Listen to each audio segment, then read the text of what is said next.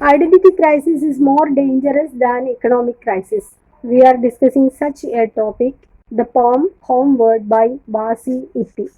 Basi Ipi is a Nigerian born American writer, and her major work is Sometimes Silence is the Loudest Kind of Noise. Here, this chapter, Homeward, is included in the paper Appreciating Poetry. It is the main paper for second sem UG students of Calcutta University. BA English Literature എടുത്ത കുട്ടികൾക്കുള്ള main പേപ്പറാണ് appreciating poetry. ഈ പേപ്പറിലെ ഒരു ടോപ്പിക്കാണ് homeward. It's a poem written by ബാസി ഇപ്പി. And I am telling the truth, but I am lying on the defects of psychic problems. It's her collection of essays. അവരുടെ കളക്ഷൻ ഓഫ് എസ്സേസ് ആണ് I am telling the truth, but I am lying on the effects of psychic problems. The poem Homeward talks about the loss of culture and identity in a foreign land. ഒരു വിദേശ രാജ്യത്ത് താമസിക്കുമ്പോൾ നമുക്ക് നഷ്ടപ്പെടുന്ന നമ്മുടെ സംസ്കാരം, അതേപോലെ തന്നെ ആ ഒരു തനിമ, ആ ഒരു അസ്തിത്വം, ഇവയുടെ ആ ഒരു നഷ്ടപ്പെടലിനെ കുറിച്ചാണ് ഹോംവേർഡ് എന്ന ഈ കവിതയിൽ വിവരിക്കുന്നത്. And the poem begins with a reference to the poet's grandmother, who is a representative of the Nigerian culture throughout the poem. ഈ കവിതയിൽ അവരുടെ ഗ്രാൻഡ് മദറിനെ കുറിച്ച് വിവരിക്കുന്നു. ഗ്രാൻഡ് മദറിനെ കുറിച്ച് പറഞ്ഞുകൊണ്ടാണ് ഈ കവിത തുടങ്ങുന്നത്. ഈ കവിതയുടെ തുടക്കത്തിൽ ഗ്രാൻഡ് മദറിനെ കുറിച്ച് പറഞ്ഞാണ് കവിത തുടങ്ങുന്നതെന്ന് പറഞ്ഞു. ഗ്രാൻഡ് മദർ പ്രതിനിധീകരിക്കുന്നത് നൈജീരിയൻ കൾച്ചറിനെയാണ്, നൈജീരിയൻ തനിമയാണ് ഗ്രാൻഡ് മദറിൽ നമുക്ക് കാണാൻ സാധിക്കുന്നത്. Today I remember my grandmother as she attempts to connect with the second children. In the beginning of the poem, the poet is referring her grandmother, and the grandmother is a representative of Nigerian culture. പറയാണ്, today I remember my grandmother as she attempts to connect with her second children. ആ second ജനറേഷനിലെ കുട്ടികളുമായിട്ട് connect ചെയ്ത് നോക്കുന്ന സമയത്ത് I remember my grandmother.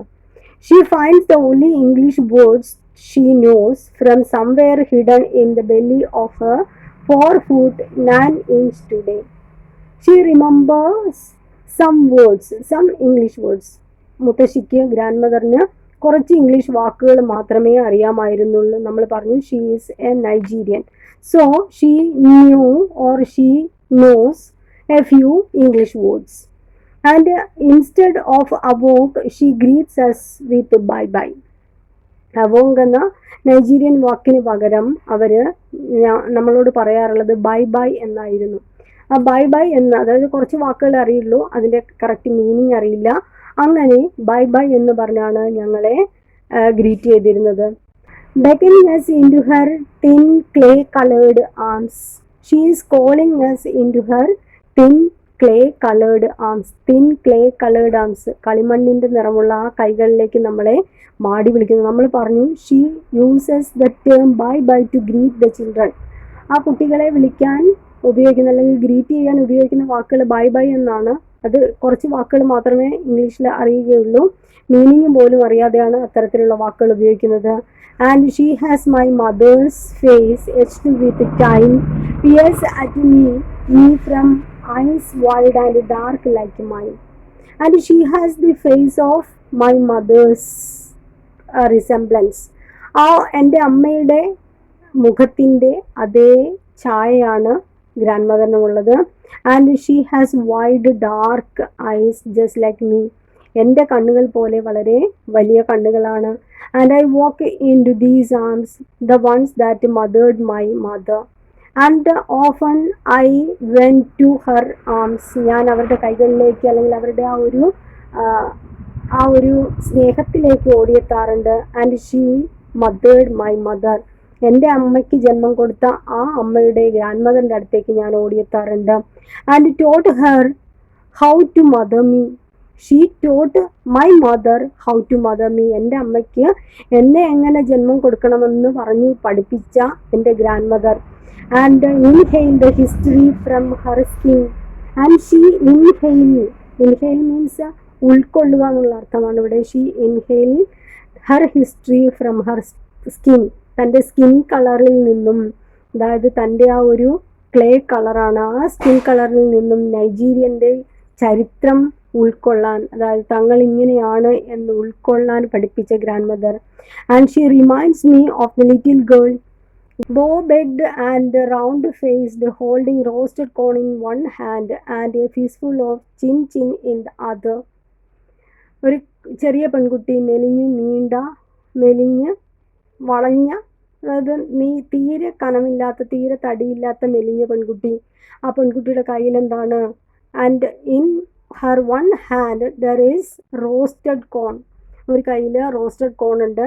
And a fistful of chinchin on the other hand, മറ്റേ കയ്യിൽ chinchin എന്ന് പറയുന്നത് it's a kind of snacks. ഒരു കയ്യിൽ സ്നാക്സും അതേപോലെ ഒരു കയ്യിൽ റോസ്റ്റഡ് കോണും പിടിച്ച മെലിഞ്ഞ ഒരു പെൺകുട്ടി. And still begging for orange Fanta to wash it all down. And she is asking for orange Fanta, കുടിക്കാൻ വേണ്ടിയിട്ട് ഓറഞ്ച് ജ്യൂസാണ് അവൾ ആവശ്യപ്പെടുന്നത്. And I remember her voice firm yet loving. ഈ സമയത്ത് I remember her voice, I remember my grandmother's voice. എന്താണ് പറയുന്നത്? Yet loving, grand മദറിൻ്റെ ശബ്ദം, സ്നേഹത്തോടെയുള്ള ആ വിളി കേൾക്കുന്നു. ഏ മാ ബാസി ആഗി ആ ബോയ് വിളിക്കുകയാണ്. എന്താ പറയുന്നത്? You must eat then drink.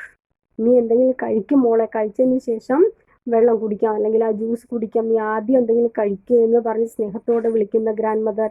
Sometimes I forgot, but she remembers the small scared girl carried away on an iron bird to America. And often my grandmother remembers me. എൻ്റെ ഗ്രാൻഡ്മദറിനെ കുറിച്ച് ഓർക്കുമ്പോൾ ഞാൻ എന്നെക്കുറിച്ച് തന്നെയാണ് ഓർക്കുന്നത്. And she remembers the small scared girl carried away on an iron bird to America. അമേരിക്കയിലേക്ക് ഒരു ഇരുമ്പ് പക്ഷിയിൽ പറന്ന പെൺകുട്ടിയെ കുറിച്ച് ഓർക്കാറുണ്ട്.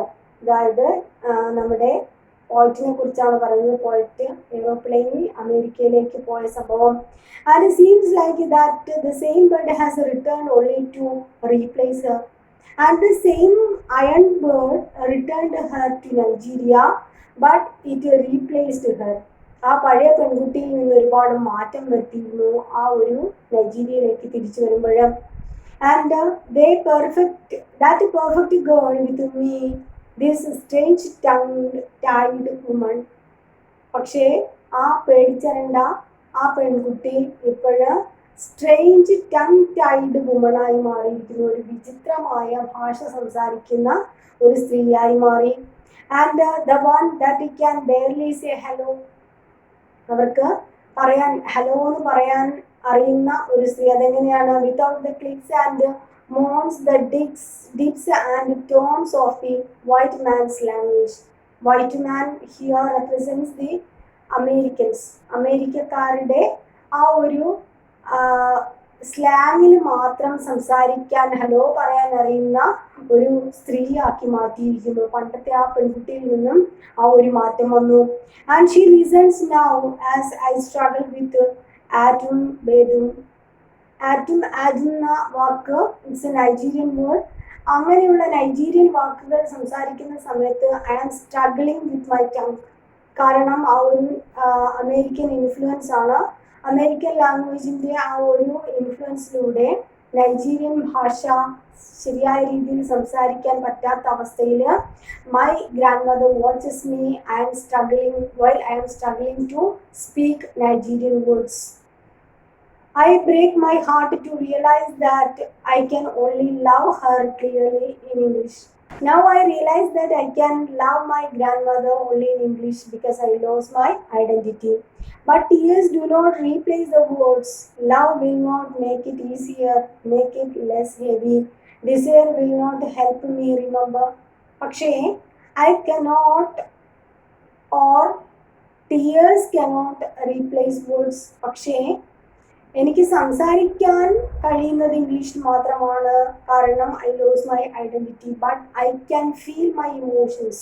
കാരണം I cannot control my tears. ആ ഒരു ഐഡൻറ്റിറ്റി ക്രൈസിസ് വരുന്ന സമയത്ത് എൻ്റെ കണ്ണുനീരിനെ വാക്കുകൾക്ക് മറികടക്കാൻ കഴിയുന്നില്ല. വാക്കുകളിൽ മാത്രമാണ് ഞാൻ ഇങ്ങനെ ഇംഗ്ലീഷ് സംസാരിക്കുന്നുള്ളൂ. അല്ലെങ്കിൽ എൻ്റെ നേറ്റീവ് ലാംഗ്വേജ് പോയിട്ട് മറ്റൊരു ലാംഗ്വേജ് എനിക്ക് കടന്നു വന്നുവെങ്കിലും in my emotions I am still that the same girl. ആ പണ്ടത്തെ ആ ഒരു സ്കെയേർഡ് ആയിട്ടുള്ള പേടിച്ചരണ്ട ആ ചെറിയ പെൺകുട്ടി തന്നെയാണ് ഇപ്പോഴും. And desire will not help me remember what the words taste like flowing like the river from my tongues. Here, this cross river from my tongue means I can speak fluently only in English. ഇംഗ്ലീഷിൽ മാത്രമേ എനിക്കിപ്പോൾ fluent ആയിട്ട് സംസാരിക്കാൻ കഴിയുള്ളൂ. I lose my identity and I lose my native language. പണ്ട് ഞാൻ വളരെ fluent ആയിട്ട് സംസാരിച്ചുകൊണ്ടിരുന്ന നേറ്റീവ് ലാംഗ്വേജ് പോലും എനിക്ക് നഷ്ടമായി. But this is not my only tongue. This English is not only my language. Insolent and heavy with the awkward movements of ambiguous, and these English or this language comes just like tides. തിരമാല പോലെ, അതായത് ആ ഒരു ഇൻറ്റോണേഷൻ ആണ് പറയുന്നത്. High and law പിച്ചിൽ ഉപയോഗിക്കുന്ന ആ വാക്കുകൾ തിരമാല, ശക്തമായ തിരമാലകൾ പോലെ ഹൈ പിച്ചിലുള്ള സൗണ്ടുകൾ. And east or west, this is not my village. And this America is not my country. എൻ്റെ രാജ്യമല്ല ഈ അമേരിക്ക. അതേപോലെ തന്നെ എൻ്റെ ഭാഷയല്ല ഇംഗ്ലീഷ് ഭാഷ. And my heart still longs for my grandmother's voice. My heart always longs for, long for means desire for my grandmother's voice. എൻ്റെ ഗ്രാൻഡ് മദറിൻ്റെ ആ ഒരു സംസാരത്തിനായി, ഇവിടെ നേറ്റീവ് ലാംഗ്വേജിനായി ഞാൻ കൊതിക്കുന്നു. And study and strong crossing rivers and here encountering buildings of mud, thatched road and steel and glass. And in my village I can see mud thatched roof and steel and glasses.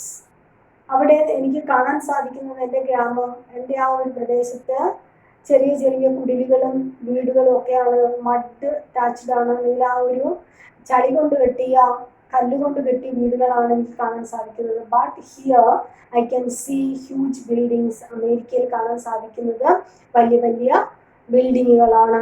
I am still afraid that it will not find me here in these land miles from the one that welcomed me into this world. And I am afraid, എനിക്ക് ഭയമാകുന്നു. കാരണം I lose my identity. എന്നെ ഞാനാക്കിയ, എന്നെ shape ചെയ്തെടുത്ത, അതായത് ഞാനായ എൻ്റെ ജന്മദേശം വിട്ടിട്ടാണ് ഞാൻ അമേരിക്കയിലേക്ക് വന്നത്. And life time before I existed in this cosmopolitan space. And I remember my native place, and this native place shaped me and it gifted me a lot. എന്നെ ഞാനാക്കിയ ആ ഒരു ജന്മദേശം. നോങ് നോങ് എൻ ബി യാമി, നോങ് നോങ് എൻ ബി യാമി, what will I teach my children? Then the poet again asks herself, സ്വയം ചോദിക്കുന്നു, what will I teach my children? എൻ്റെ കുട്ടികളെ ഞാൻ, എൻ്റെ മക്കളെ ഞാൻ എന്ത് പഠിപ്പിക്കും? What will I tell them of where I have been, the earth that shaped me? ഞാൻ ഇപ്പോഴ് അമേരിക്കയിലാണ് എങ്കിലും എന്നെ ഞാനാക്കിയത് എൻ്റെ ജന്മദേശമാണ്. അപ്പോൾ ആ കുട്ടികളോട് ഞാൻ എന്താണ് പറഞ്ഞു കൊടുക്കുക? And the hands that held me, എന്നെ വളർത്തിയ കൈകൾ. Here she remembers her mother and grand mother. And the land that made me and what will they call home. എന്നെ വളർത്തി വലുതാക്കിയ എൻ്റെ പാരൻസ്, എൻ്റെ ജന്മദേശം, ഇതൊക്കെ എനിക്ക് നഷ്ടമാവുകയാണ്. ഞാൻ കുട്ടികളോട് എന്ത് പറയും? ഞാൻ ഏത് രാജ്യത്ത് ഉൾപ്പെട്ട ആളാണെന്ന് പറയും.